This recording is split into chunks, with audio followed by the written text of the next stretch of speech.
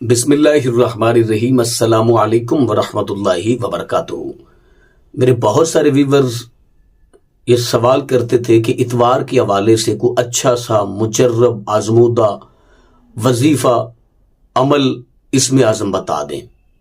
تو آج چونکہ اتوار ہے تو اتوار کی نسبت سے ایک بہت ہی مجرب آزمودہ پاورفل اور آزمایا ہوا عمل بتانے جا رہا ہوں۔ جو لوگ بھی یہ عمل کریں گے ان کو ایک دن کے اندر اس کا رزلٹ سامنے آ جائے گا کہ یہ جو عمل ہے یہ فوری اثر کرتا ہے، فوری کام کرتا ہے اور فوری اپنا اثر دکھاتا ہے، اور انسان خود محسوس کرتا ہے کہ جس مقصد کے لیے میں نے جو عمل کیا ہے وہ میرا مقصد پورا ہونے جا رہا ہے۔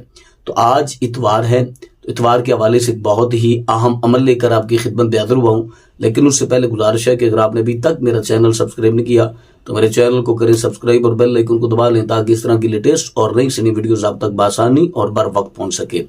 آپ نے اتوار والے دن ظہر کی نماز کے بعد جس وضو کے ساتھ آپ نے نماز ظہر ادا کی ہے اسی وضو کے ساتھ، نیا وضو کرنے کی ضرورت نہیں ہے، اسی وضو کے ساتھ اسی جگہ پر بیٹھ کے قبلہ رخ بیٹھنا ہے، اول آخر درود پاک پڑھنا ہے۔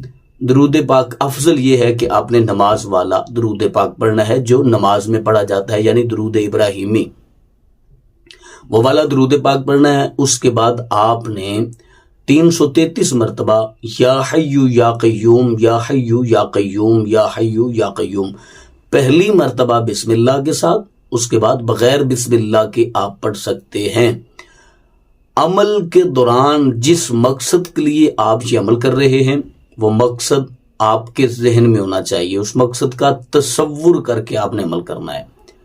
پھر اس کے بعد آپ نے پہلے جو درود پاک پڑھا ہے یعنی درود ابراہیمی، اور جتنی تعداد میں پڑھا ہے اتنی ہی تعداد میں، تعداد کی کوئی پابندی نہیں ہے، تعداد آپ نے طاق پڑھنی ہے جتنی بھی پڑھ سکتے ہیں۔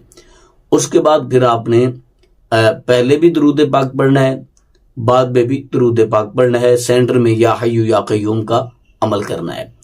اس کے بعد آپ نے جس مقصد کے لیے عمل کیا ہے، جس مقصد کے لیے یہ وظیفہ کیا ہے، تو آپ نے اس کے متعلق دعا کرنی ہے، اللہ کی بارگاہ سے وہ مانگنا ہے، اللہ کی بارگاہ میں سوال کرنا ہے، اللہ کی بارگاہ میں گزارش کرنی ہے۔